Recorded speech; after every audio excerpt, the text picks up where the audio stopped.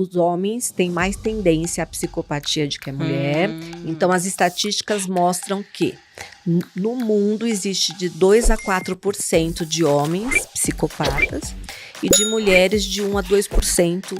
Eu não concordo muito com essa porcentagem, porque eu acho que no fim eles só vão diagnosticar aquilo que eles conseguem. Então, geralmente, é o máximo, né? Aqueles que estão lá presos, que foram assassinos. Mas vide a população carcerária, que na sua maioria são homens. São homens, né? Então, na realidade, a porcentagem maior, a gente não sabe por que homens nascem muito mais psicopatas que as mulheres. Mas tem, né? Tem do homem, tem da mulher. Como eu falei, a gente, estatisticamente, a gente ou já encontrou ou vai encontrar algum psicopata na nossa... A gente só não soube identificar, né? A gente só não soube identificar. Existe. É difícil identificar, né? Porque eles envolvem de uma forma, você não entende o qual grau eles têm de conseguir te persuadir, né? Primeiro de te envolver, de criar um clima onde você confia, e depois ele vai contar sempre uma história triste, né? Que ele foi abandonado, que ele foi espancado. E às vezes até né? Porque se a mãe ou o pai ele provavelmente também sofreu a perversidade desses pais. Que nem eu falei, não é porque ele sofreu aquelas perversidades que ele vai virar um psicopata. Sim. Como a sociopatia diz. Mas muitos que sofrem e são psicopatas também, mas sofrem as consequências desses abusos emocionais e físicos dos pais, porque os pais também são. Sim, com certeza. E aí fica, E aí intensifica também, né? Tem uns que intensificam, ou não?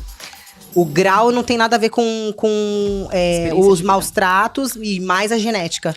A genética tem 100% de influência, mas como eu falei, pode ser que ele aumente o grau de perversidade com o passar do tempo, dependendo do que acontecer.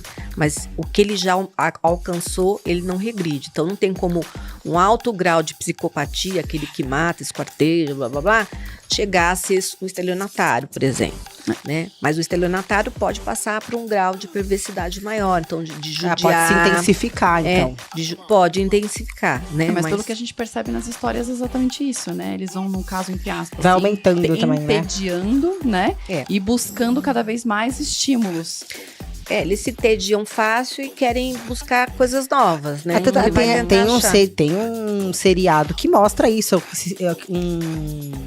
um serial killer aí que ficou famoso, inclusive, que fez um sucesso, né? Porque eu também não entendo isso, né? A do Dahmer deve ser.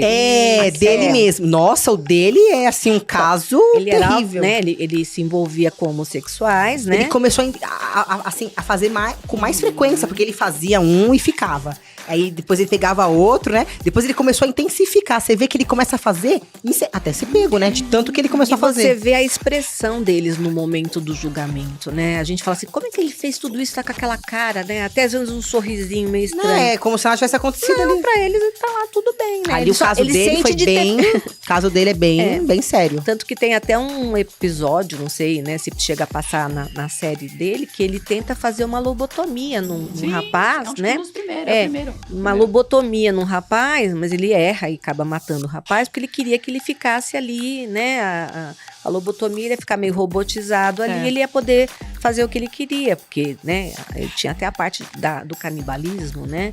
Onde ele guardava as pessoas, pedaços das pessoas pra comer já depois. É nível... É tipo Hannibal, né? Hannibal Lecter, aquele que, né? E você percebe que no caso do Hannibal, apesar de ser uma ficção, ele, quando ele é entrevistado por aquela jornalista, inicialmente para contar os casos dele, ele conta assim, como se ele estivesse contando uma historinha da Chapeuzinho Vermelho, né? Ele tem... Zero sentimento. Tem uma parte até que ele tá com o cérebro do rapaz aberto, ele tá tirando pedaços do cérebro e servindo pro rapaz, quer dizer, né? Ainda tinha isso, né? Além do canibalismo, né? Da maldade, da perversidade, ali dá pra ver bem um psicopata, né? Como eles estudam as pessoas, né? Como ele envolve as pessoas ao ponto de que você vai acabar sendo a vítima dessa pessoa, infelizmente. Né? Pois é. A hora que chega, a hora que cai na dele já era. E eles não querem ser pegos. Então eles fazem de tudo. Chega uma hora que acaba pegando, né? Por manhã.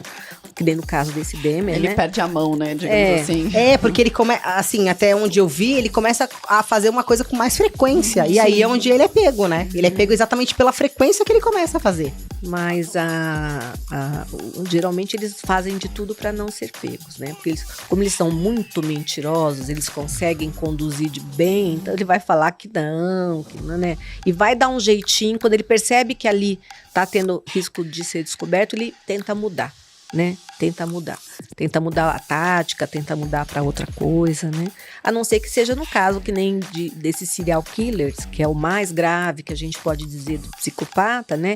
Ele tem a tendência a repetir o mesmo padrão, né? A repetir. Só se ele pega mulheres, se ele pega homossexuais, se ele pega criança, né?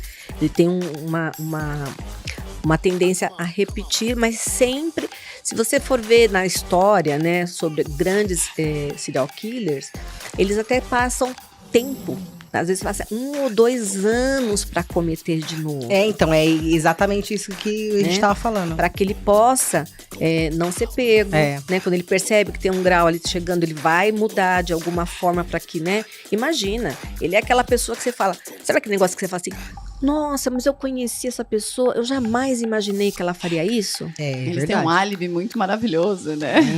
Você pode ter lá, viver com as pessoas, dar risada, fala sobre tudo, mas tem emoções muito rasas, né? Nos Estados Unidos tem casos de líderes religiosos, né? Família perfeita, e no final das contas era um psicopata.